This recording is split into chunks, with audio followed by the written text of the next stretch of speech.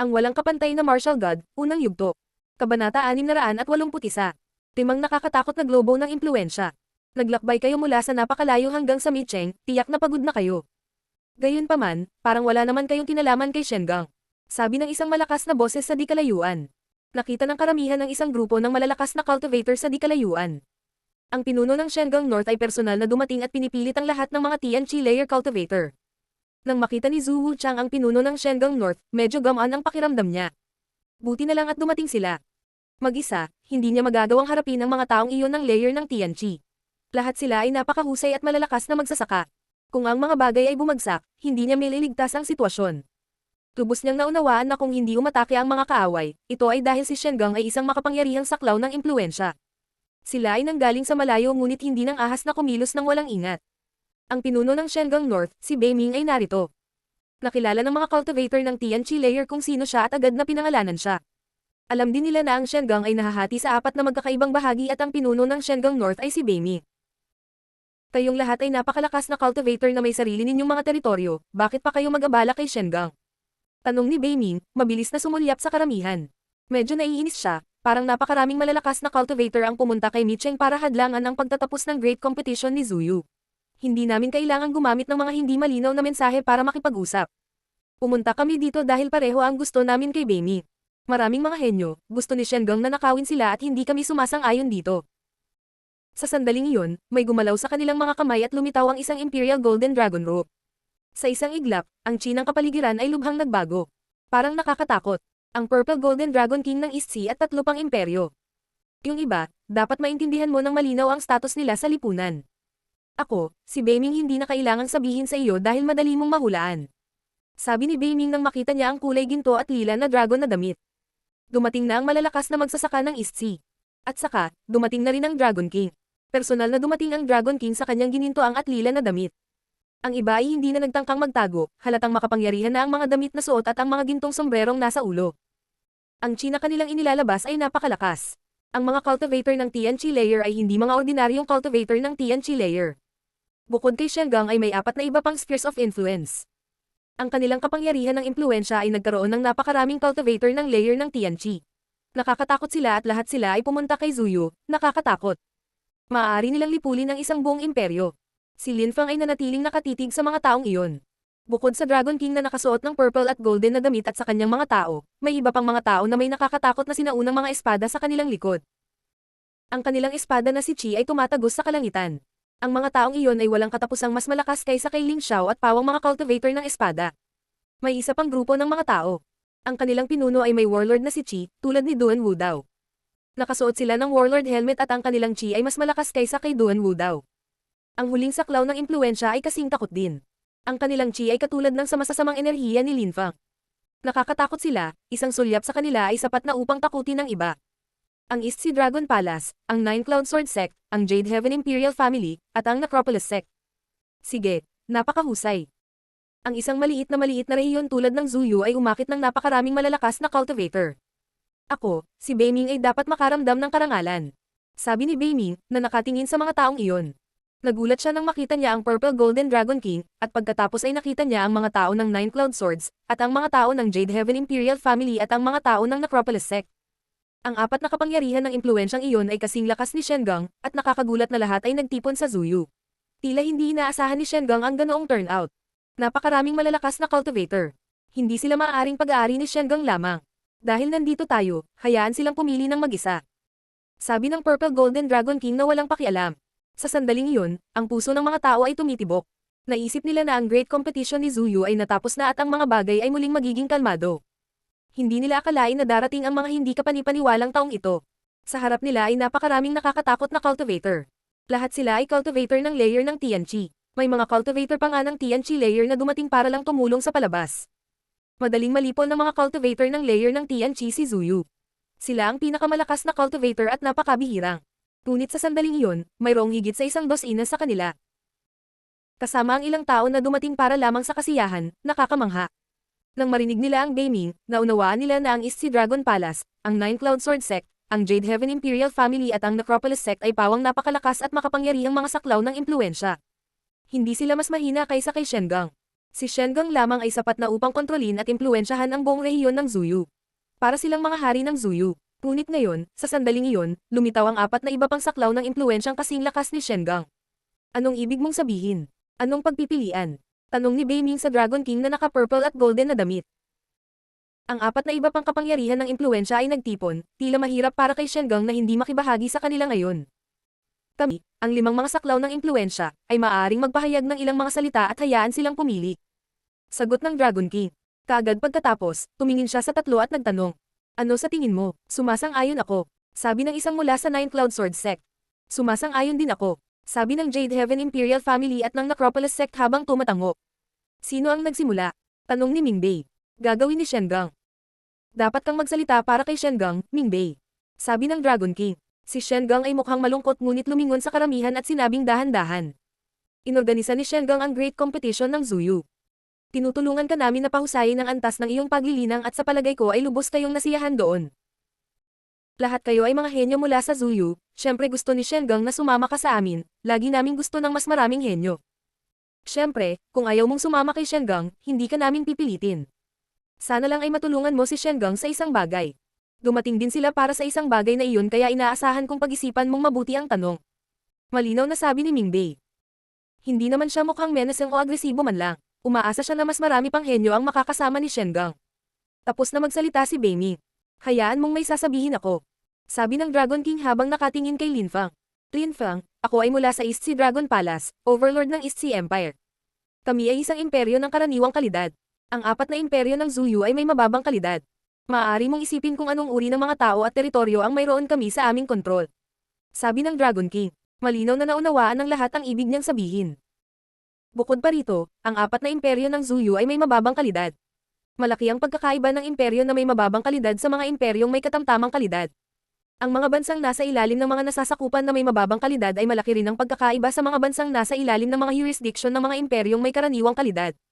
Malaki ang pinagkaiba nila. Sa East Sea Dragon Palace, mayroon kaming espiritu ng dragon, at ang aming mga kasanayan at diskarte ay may kinalaman din sa mga dragon. Ikaw, Lin Fang, ay may espiritu ng Nine Dragon Celestial Fangs. Kung sasali ka sa aming palasyo, ikaw ay magiging lubhang malakas, isang warlord. At magkakaroon ka ng akses sa hindi ka panipaniwalang mga kasanayan sa antas ng tiyan, makakapili ka sa alinman sa mga ito. Sabi ng Dragon King na parang inihanda na niya ang lahat, pati na ang kanyang pananalita, para tuksuhin si Lin Fang. Mukhang masama ang loob ni Beiming, hindi sapat ang sinabi niya para tuksuhin ang mga henyo, kasama na si Lin Fang.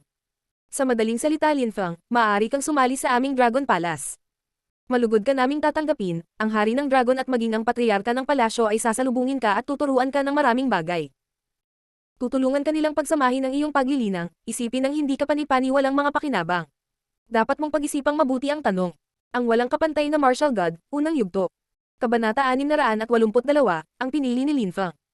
Nainggit ang karamihan ng marinig nila ang Dragon King. Anong hindi ka panipaniwalang mga pakinabang?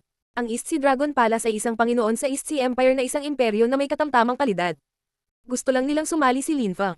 Mayroon silang mga kasanayan sa antas ng tiyan at papayagan si Lin Fang na pumili. Bukod pa rito, ang mga kasanayang iyon ay may kinalaman sa espiritu ng dragon ni Lin Fang. Kung tatanggapin niya, lalakas siya ng walang hanggan. Bukod dyan, magkakaroon siya ng pagkakataong magkaroon ng pinakamataas na pinuno ng palasyo bilang kanyang mga guro. Sa gayong mga argumento, sino ang tatanggi? Dragon King, hindi ka ba lumampas sa word limit na napagkasunduan natin? Medyo mahaba. Sabi ni Beiming sabay hila ng mahabang mukha. Nagkasundo sila sa ilang salita, at nagbigay siya ng buong talumpati. Kasuklam-suklam. Maghintay. Sabi ng Dragon Empire habang nakangiti. Agad siyang tumingin sa ibang tao at sinabi. Yung iba, kung gusto mong sumali sa East Sea Dragon Palace you are welcome. Magagawa mo ring ibahagi sa amin ng isang bahagi ng kasiyahan. Pagkatapos nito, kung babalik ka man sa walang kabuluhang lugar na ito, ikaw ay ituring na hindi ka panipaniwalang mga cultivator. Sabi ng Dragon King. Ngayon ay natapos na ang kanyang talumpati. Hayaan mo akong magsalita ngayon. Sabi ng pinuno ng Nine Cloud Sword Sect. Pagkatapos ay tumingin siya kay Lin Fang at nagsalita. Nakalusot ka hanggang sa pinakatuktok ng ikawalong layer ng Zuan Qi, ang iyong sword intent ay level 5. Ako ay personal na natulala sa iyong hindi ka panipaniwalang kasanayan sa espada. Hindi ko na kailangang sabihin sa iyo kung gaano karaming napakalakas na magsasaka ng espada ang mayroon tayo. Upang gawing maikli, kami ay kasing lakas ng East Sea Dragon Palace, ngunit kami ay mga cultivator ng espada. Kung gusto mong sumali sa aming sekta, mabilis mong mauunawaan ang mga susunod na antas ng layunin ng espada at pagkatapos ay mauunawaan mo pa ang walang katotohanang kahalagahan. Madali mong sirain ang Nine Cloud, may isip mo ba ang mga benepisyo para sa iyo? Pagkatapos, tumingin siya kay Ling Xiao at sinabi, ganoon din sa iyo, tiyak na tatanggapin ka namin kung gusto mong sumali sa aming sekta. Ikaw ay magiging isang napakalakas na cultivator ng espada dahil lahat tayo ay mga cultivator ng espada. Andyan ka rin, ay welcome din namin kayo, kaya isipin mo na lang. Sa huli, napatingin siya sa binatang may hawak na espada. Tatlo lang ang nagsasaka ng espada doon at talagang umaasa sila na makukuha nila ito. Para sa mga cultivator ng espada, ang pagsali sa Nine Cloud Sword Sect ay isang hindi kapani-paniwalang pagkakataon. Pagkatapos ang pinuno ng Jade Heaven Imperial Family, kasama ang kanyang imperial na chi, ay tumingin kina Duan Wudao at Jun Moshi. Duan Wudao at Jun Moshi, pareho kayong may dugo ng mga monarch. Ang isa ay ang warlord na si Chi at ang isa ay ang mahalagang chi ng katwiran. Para sa Jade Heaven Imperial Family, ang mga taong tulad mo ay hindi kapani-paniwala. Malugod ka naming tatanggapin. Diling, dahil wala kang makalangit na warlord na si Chi kundi isang dugo sa langit, papayagan ka rin naming maging warlord. Sabi ng isang matikas na lalaki na may helmet.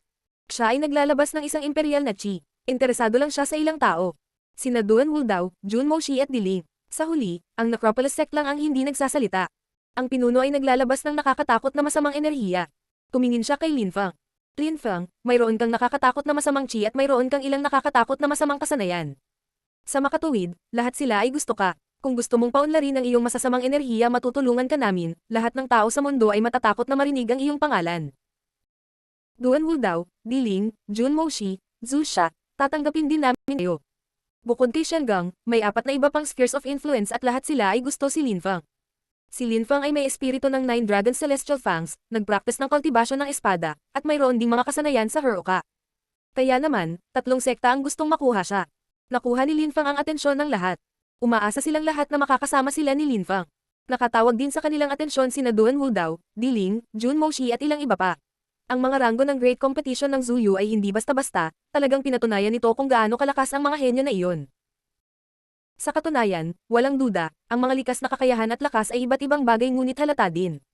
Pagkatapos, ang lahat ng mga tao mula sa 5 spheres of influence ay tumitingin sa mga henyo at naghihintay sa kanila na pumili.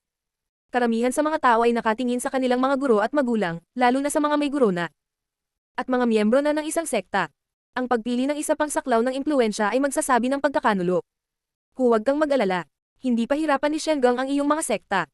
Sabi ni Beiming na parang naiintindihan niya ang iniisip ng mga tao. Ang East Sea Dragon Palace ay hindi isang sekta pa rin.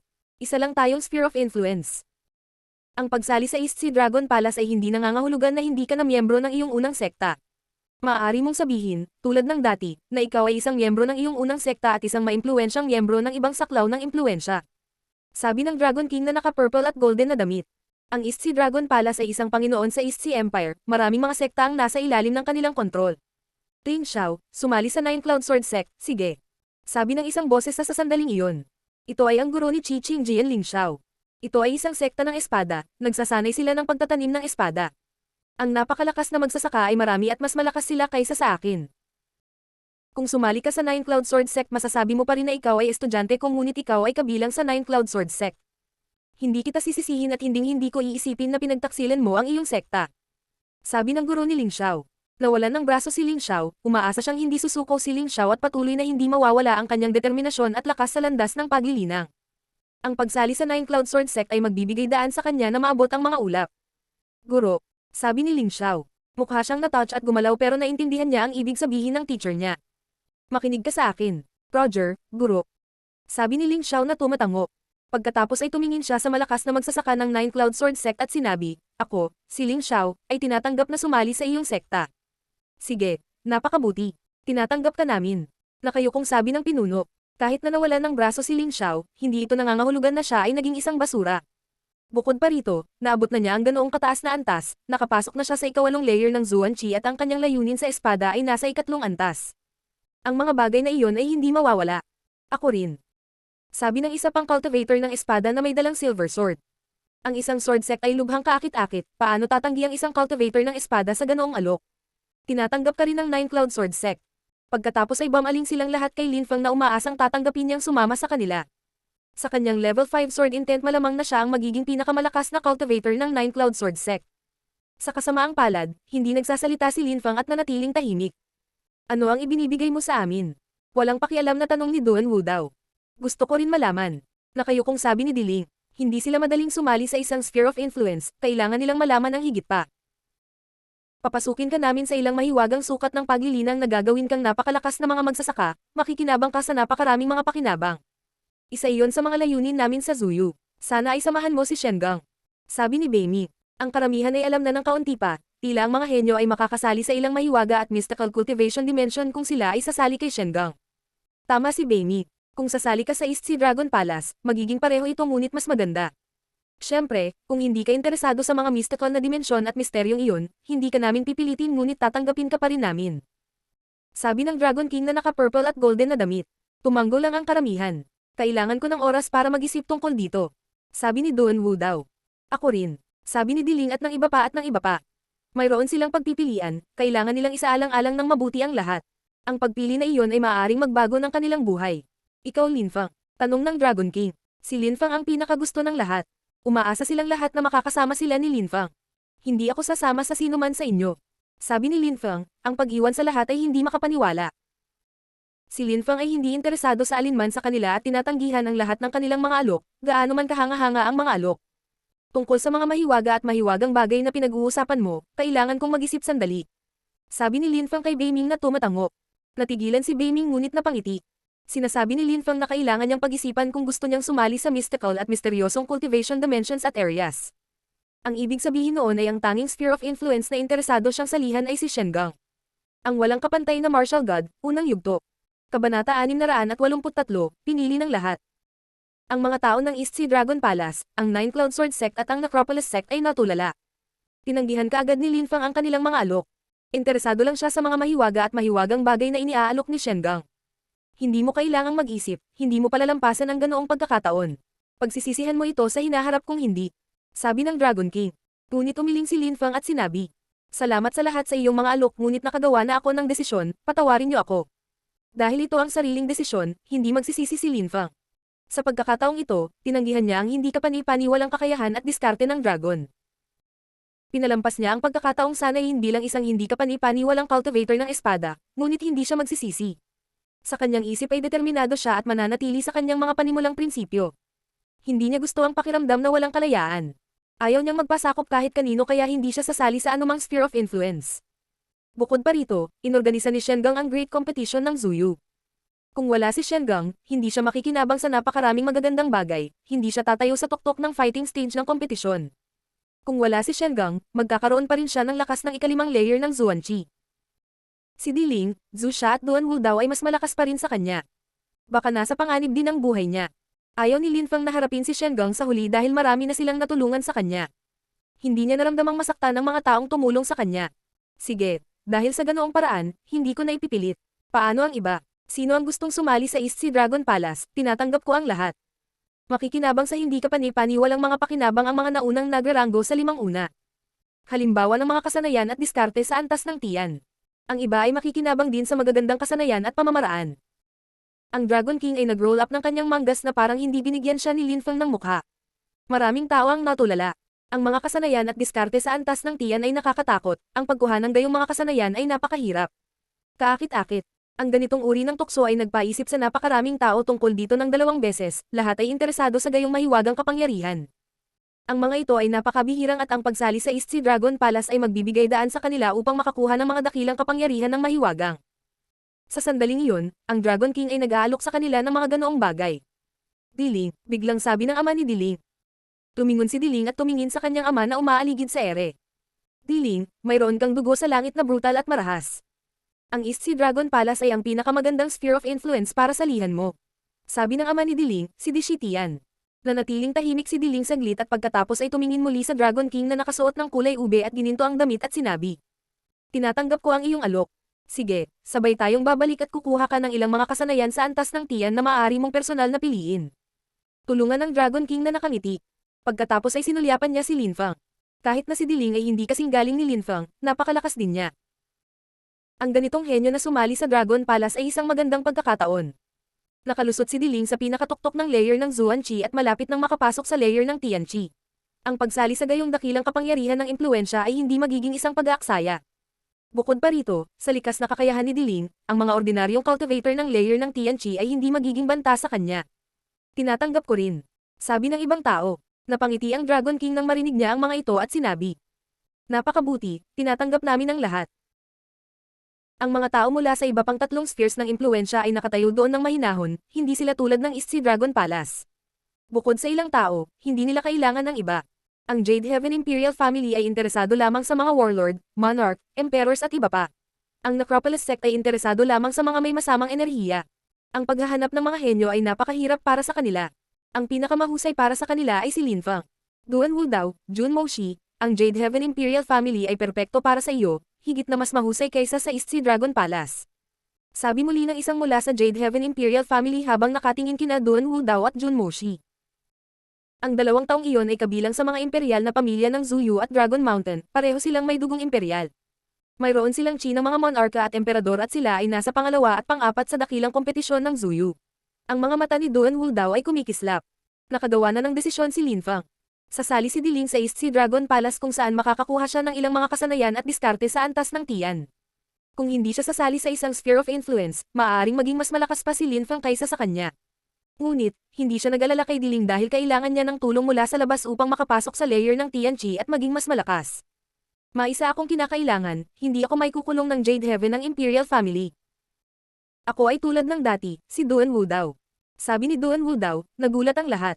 Ang pagiging isang henyo ay nagpapahintulot sa kanya na pumili. Ang mga ordinaryong tao ay walang pagpipilian at hindi maaaring magkaroon ng mga kinakailangan. Ngunit si Duan Wudao ay isang henyo at maaaring mangailangan ng mga bagay mula sa mga tao, kahit na mula sa Jade Heaven Imperial Family. Maligayang pagdating. Sabi ng malakas na pagtatanim habang nakangiti. Pagkatapos ay bumaling siya kay Jun Moshi at nagtanong. Ano naman sayo? Ako. Nakangiting sabi ni Jun Moshi. Pagkatapos ay umiling siya at sinabi. Para akong Lin Feng. Hindi ako sanay na may limitasyon at isinusuko ang sarili ko, patawarin mo ako. Ang malakas na cultivator ng Jade Heaven Imperial Family ay tumango, hindi siya magmamakaawa sa kanya. Ito ay sariling desisyon ni Jun Moshi. Yung iba ay unti-unti na ring pumili ng gusto nila. Sa gitna ng 8 pinakamahuhusay na cultivator, hindi sasali si Lin Feng sa anumang impluensya ngunit maaaring makipagtulungan siya kay Shengang. Ang pangalawa, si Duan Wudao ay sasali sa Jade Heaven Imperial Family. Ang pangatlo, si Diling ay sasali sa East Sea Dragon Palace. Ang pang-4, si Jun Moshi, ang pang-6 na si Tang Yuyu at ang ika-8 na si Yun Fei Yang ay sumunod lahat kay Lin Feng. Ang pang-5, si Zhu Xia ay hindi rin pumili ng anuman. Ang Tianxia Sect ay isa ng Sphere of Influence at ang ika-7 Ling Xiao ay piniling sumali sa Nine Cloud Sword Sect. Ang iba ay pumili din ngunit walang nagbigay ng importansya sa kanila. Ang pinakamahalagang tao ay ang unang 8 nagwagi. Ngayon, hindi ba dapat mong iwan si Zuyu? Malamig na tanong ni Beiming na sinulyapan ng mga tao mula sa 4 na Spheres of Influence. Sa pagkakataong ito, ang Great Competition ng Zuyu ay naging arena ng napakaraming kaganapan. Ang ilang mga tao ay naging napakalakas salamat kay Shengang ngunit ngayon ay aalis na sila dahil lumitaw ang 4 na iba pang impluensya. Hindi talaga masaya si Beiming. Hehe, baka magkita ulit tayo. Sabi ng Dragon King na naka-purple at golden na damit. Tapos kumaway siya at sinabi. Yung mga pumayag na sumali sa East Sea Dragon Palace, sumama kayo sa akin. Nang matapos siyang magsalita ay bumangon siya sa ere at sinundan siya ng iba. Katulad nila, iniwan din ng iba si Zuyu. Hindi sila dumating ng walang kabuluhan sa pagkakataong ito. Hindi lamang sila nakakuha ng ilang mga henyo ngunit naunawaan din nila ang layunin ng Great Competition ng Zuyu. Baka maging kaaway nila ang mga taong iyon. Ngunit sa huli, ilang mga henyo ang naging kakampi nila. Tiningnan ni Beiming ang lahat ng taong umaalis at pagkatapos ay sinulyapan ang mga nanatili. Mas gamaan ang pakiramdam niya nang makita si Lin Feng at ang ilang iba pa na nanatili. Gagawin ko ang aking makakaya upang igalang ang iyong desisyon, salamat. Sabi ni Beiming sa mga nanatili. Ngayon, umalis na tayo, lahat kayo ay makakakuha ng ilang mga kayamanan. Teka. Biglang tumulong kay Lin Feng. Biglang nakaramdam ng kaba si Beiming, magbabago ba ang isip ni Lin Feng? Siya ay natakot sa ideya ng Lin Feng na sumali sa isa pang saklaw ng impluensya, ito ay magiging kakilakilabot para kay Shengang. Mister, may mga kasama akong kaibigan dito. Problema ba kung sumali sila? Tanong ni Lin Feng. Tapos na ang mahusay na kompetisyon ni Zuyu, si Hanman, Xiaoya at Pu Jun ay hindi maaaring manatili doon ng mag-isa dahil mag-aalala si Lin Feng sa kanila.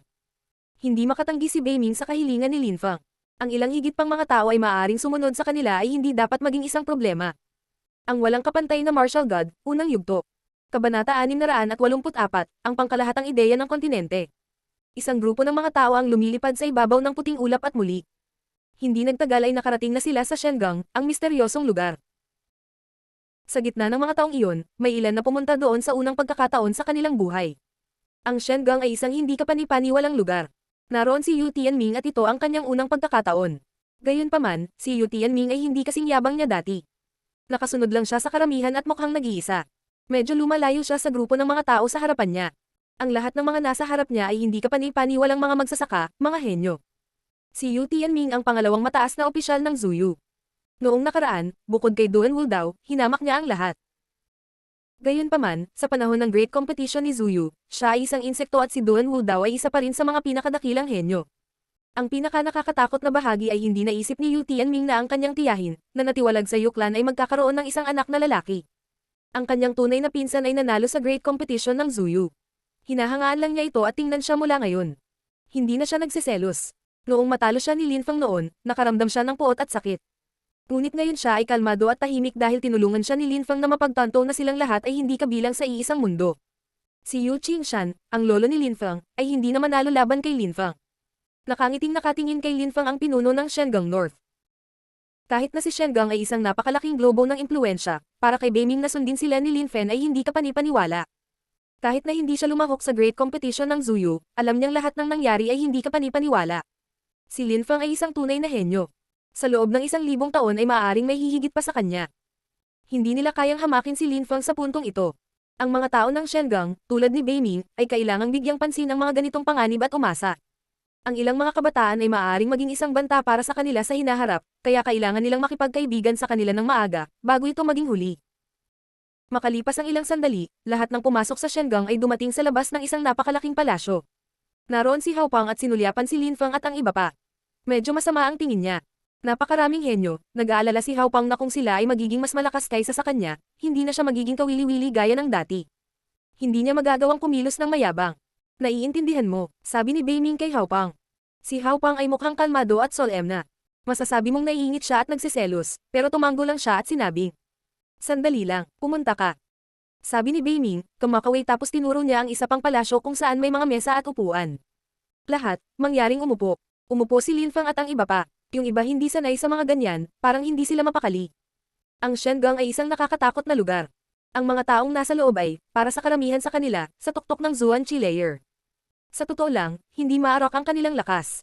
Ang East Sea Dragon Palace at ang Jade Heaven Imperial Family ay malamang na magkatulad. Lahat, pinili mong pumunta dito sa Shengang. Ito ay isang malaking karangalan, ako Beiming, ay lubos na pinarangalan. Ngayon, sasabihin ko sa iyo ang layunin ng Great Competition ng Zuyu. Sabi ni Beiming, pasulyap-sulyap sa mga tao. Ang mga mata ng lahat ay kumikinang at kumikinang. Lahat sila ay curious na makita ang mga mahiwagang lugar na iyon. Alam ng lahat na ang kontinente ng Siyam na Ulap ay napakalawak. Ang Zuyu ay isang maliit na bahagi lamang ng kontinente, ang isang imperyo ng karaniwang kalidad ay mas malawak kaysa sa Zuyu. Bukod dito, ang isang imperyo na may karaniwang kalidad ay kumokontrol din sa mga imperyong may mababang kalidad at sa mga bansang nasasakupan nila. Iyon ay isang pangkalahatang ideya. Sabi ni Beiming habang patuloy na nakatingin sa crowd. Ngayon, tingnan ang mapa ng kontinente ng Siyam na Ulap. Ikanaway ni Beiming ang kanyang kamay at lumitaw ang isang sinag ng liwanag. Sa isang iglap, may lumabas na salamin. Sa salamin ay may napakalaking mapa ng kontinente ng Siyam na Ulap. Nagulat ang mga tao sa laki nito. Napakaraming bansa, parang walang katapusang bilang ng mga bansa. Sinulyapan nila ang lahat ng bansa ngunit hindi nila mahanap si Zuyu o kahit ang sarili nilang bansa. Tingnan mo, sabi ni Beiming na nakaturo sa isang lokasyon. Muling lumitaw ang isang sinag ng liwanag at damapo sa isang lugar sa silangan ng mapa.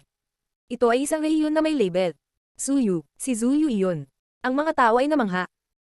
Si Zuyu ay dapat na malawak at napakalaki ngunit sa mapa ito ay mukhang napakaliit, tulad ng isang tuldok. Tumingin dito. Ito ang East Sea Empire. Sabi ni Beiming na nakaturo sa ibang lugar. Ang rehiyong iyon ay mas malaki kaysa sa Zuyu. Ang East Sea Empire ay kung saan naghari ang East Sea Dragon Palace bilang mga warlord. Tingnan mo sa hilaga, makikita mo na palaki ng palaki ang mga rehiyon. Ilan sa mga lugar na iyon ay walang mga bansa, mayroon lamang mga sekta. Paliwanag ni Beiming. Sinundan lang ng mga tao ang mga daliri ni Beiming. Gaya ng inaasahan, palaki ng palaki ang mga rehiyon. May mga bukid, tanikala ng bundok at karagatan. Sa gitna ay isang lugar, nang makita ng mga tao ang sentro ng kontinente ng Siyam na Ulap, sila ay napatulala. Napakalaki ng rehiyon. Anong imperyo yan? Mukhang nakakatakot. Sabi ng ilang tao. Sa gitna ng kontinente ng Siyam na Ulap, mayroong isang napakalaking lugar at sa itaas nito ay may isang salita. Banal. Tumingin dito. Sabi ni Beiming na nakaturo sa salitang banal. Nakangiti siya. Ito ang sentro ng kontinente ng siyam na ulap. Ito ay ang banal na lungsod. Sa paligid ng banal na lungsod ay hindi kapani-paniwalang mga saklaw ng impluensya. Mas malakas sila kaysa kay Shengang, sa East Sea Dragon Palace o kahit sa Jade Heaven Imperial Family. Sa sukat ng banal na lungsod, lahat tayo ay hindi gaanong mahalaga. Lahat sila ay mas malakas kaysa sa amin.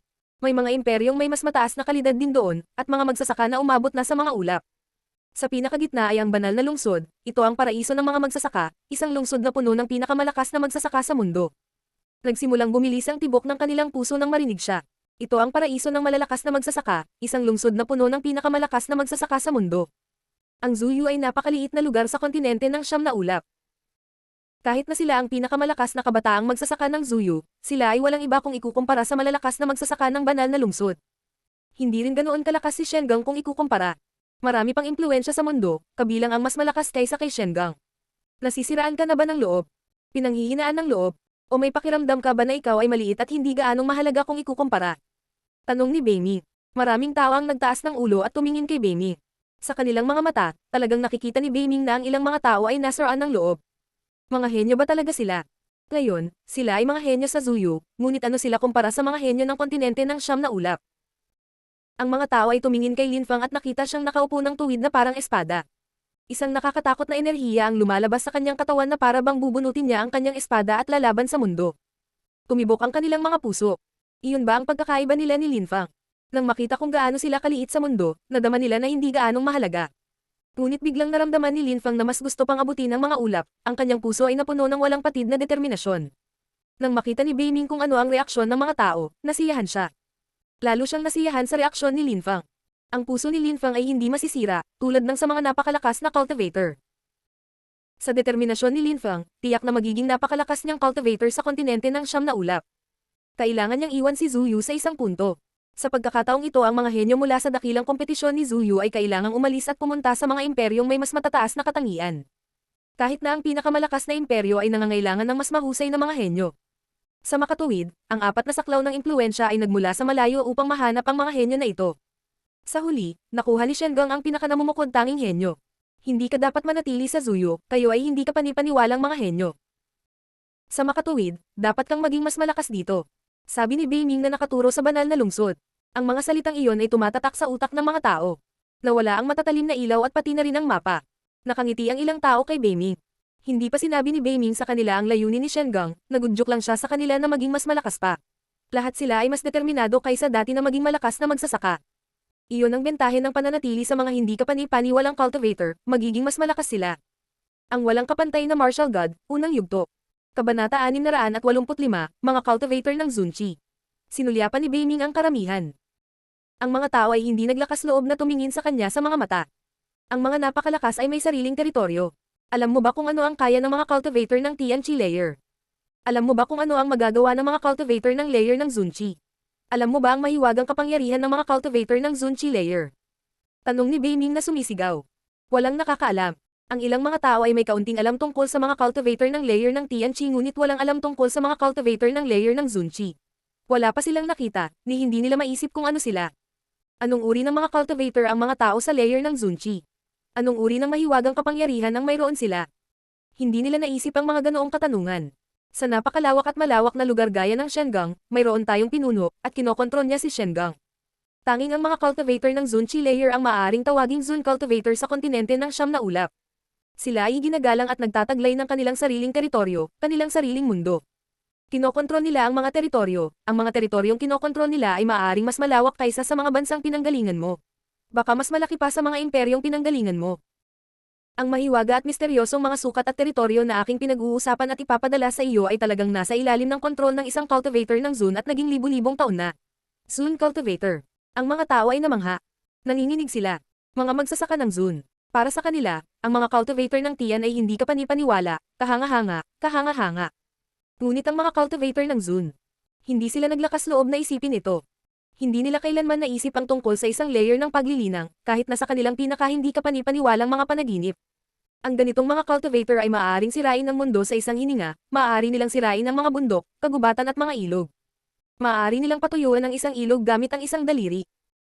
May isang cultivator na mas malakas pa kaysa sa mga cultivator ng layer ng Zunchi. Sa kanyang palasyo dati ay mayroon siyang napakaraming mga tagapaglingkod na nagsasaka ng layer ng Zunchi. Nais mong matulad ka sa mga lingkod na iyon. Ang kanyang mga alipin ay mga cultivator ng Tianqi layer. Maaari mong isipin kung anong uri ng mundo ang nilikha niya at kung gaano kahusay para sa iyo na pumunta doon. Patuloy ni Beimi. Ang puso ng lahat ay nagsimulang tumalbog ng brutal. Isang cultivator na mas malakas pa sa layer ng Zunchi. Paano hindi ka panipaniwala? Ang mga mata ni Lin Fang ay kumikinang. Hindi nakakagulat na si Shengang ay nag-oorganisa ng great competition ng Zuyu kada 10 taon. Hindi katakataka na ang 4 na iba pang saklaw ng impluensya ay dumating upang nakawin ang mga henyo na iyon. Tila para sa napakalakas na cultivator na iyon na sinasabi ni Beimi. Pinuno, maaring ang espesyal na mundong ito ay nagbubukas lamang ng sarili tuwing 10 taon. Kung ganoon, marami na sa ating mga ninuno ang namatay doon, di ba? Tanong ni Lin Fang. Makatuwirang makita kung paano nangyayari ang great competition ni Zuyu tuwing 10 taon. At saka, dapat napigilan ang kanilang lakas doon, tama ba? Sabi ni Junmo Shi na nakangiti sa malalim at makabuluhang paraan. Kung naroon ang lahat ng napakalakas na magsasaka sa loob, walang silbi para sa kanila na makapasok. Hindi sila maaaring makipagkompetensya sa mga magsasaka ng mga layer ng Tian at Zunchi. Iyon ay manliligaw ng kamatayan para gawin iyon. Talaga, mayroong ilang mga patakaran sa loob. Tanging ang mga taong nasa ibaba ng layer ng Zunchi ang maaaring pumunta, ang mga nasa itaas ay mamamatay. At nagkakamali ka Lin Fang. Ang great competition ng Zuyu ay nagaganap tuwing 10 taon ngunit sa pagkakataong ito ay nakuha mo na ang atensyon ng ilang tao.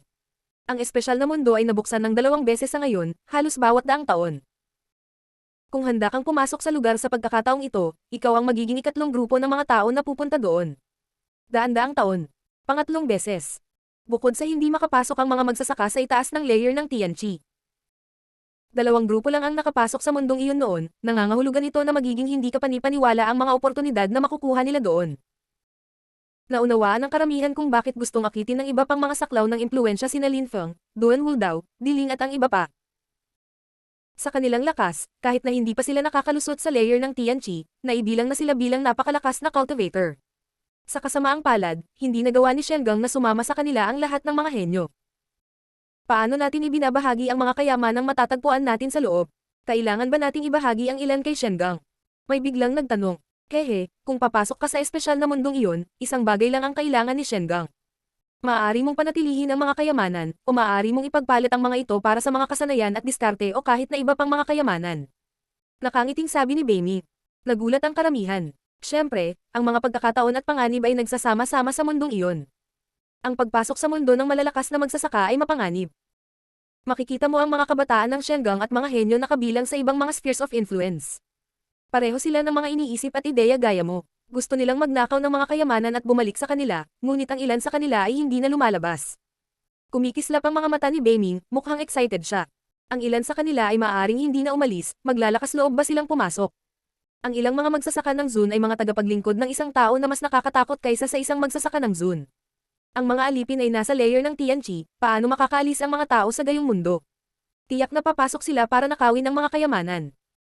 Nagtataka lang ang mga tao kung nasaan ang Panginoon ng mundong iyon sa sandaling iyon. Bakit naging sikreto at mystical na lugar ang mundong iyon?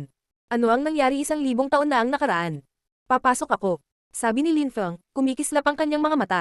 Naikuyom niya ang kanyang mga kamao, napuno siya ng tiwala sa sarili. Iyon ang pagkakataon sa buong buhay. Ako rin. Ganon din ako. Desidido ang lahat na pumasok. Walang sumuko. Binigyan sila ni Beiming ng tiwala at lakas ng loob sa kanyang mga salita. Ang kontinente ng Siyam na ulap ay malawak at napakalaki, ang Zuyu ay isang maliit na rehiyon at malayo sa banal na lungsod, ang sentro ng kontinente. Marami pa silang dapat matuklasan. Sige. Nakangiting sagot ni Beiming. Lahat gustong pumasok. Paano ang mga taong gustong sumali sa Shengang? Sino ang gustong sumali sa Shengang?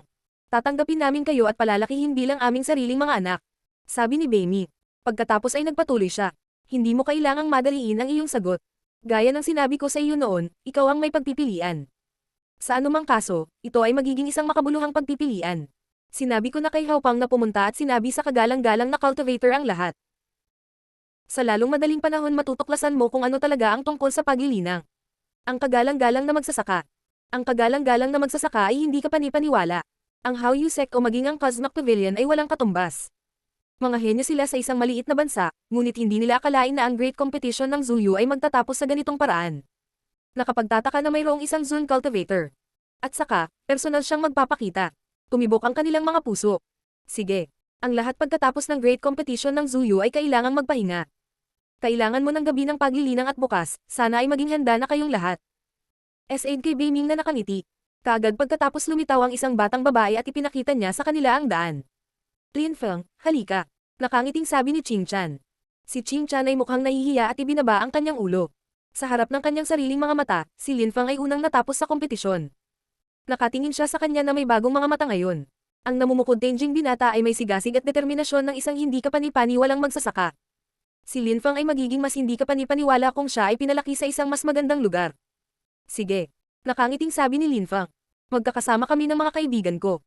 Sige. Sabi ni Ching Chan na tumatango. Magkasabay na naglakad si Lin Feng at ang iba pa, ngunit sa Shengang, sapat na ang isang palasyo para kay Lin Feng at sa kanyang mga kaibigan. Kuya, lakad muna tayo. Sabi ni Xiao Ye habang humahajijek. Si Shengang ay hindi kapani-paniwala. Punta muna tayo doon tapos sasama ako sayo. Sabi ni Lin Feng, umiling at nakangiti. Hihihi. Humajijek si Xiao Ye. Dumating si Hanman sa harap ni Lin Feng. Pagkatapos ng kompetisyon, hindi pa niya nakausap si Lin Feng. Tiningnan niya si Lin Feng sa pamamagitan ng kanyang maskara, mayroon siyang simpleng ngiti sa kanyang mukha. Parang hindi niya alam ang sasabihin. Tila lumulutang pa rin sa kanyang ulo ang mga larawan ng kompetisyon. Naunang natapos si Lin Feng. Kung babalik ka sa Zuyu, siguradong ituturing kang bayani, gayunpaman, ang Yunhai Sect. Biglang sabi ni Hanman, kung hindi nawasak ang Yunhai Sect, malaking karangalan sana ang naidulot ni Lin Feng. Sa kabutihang palad, nabuhay na itong muli ni Lin Feng.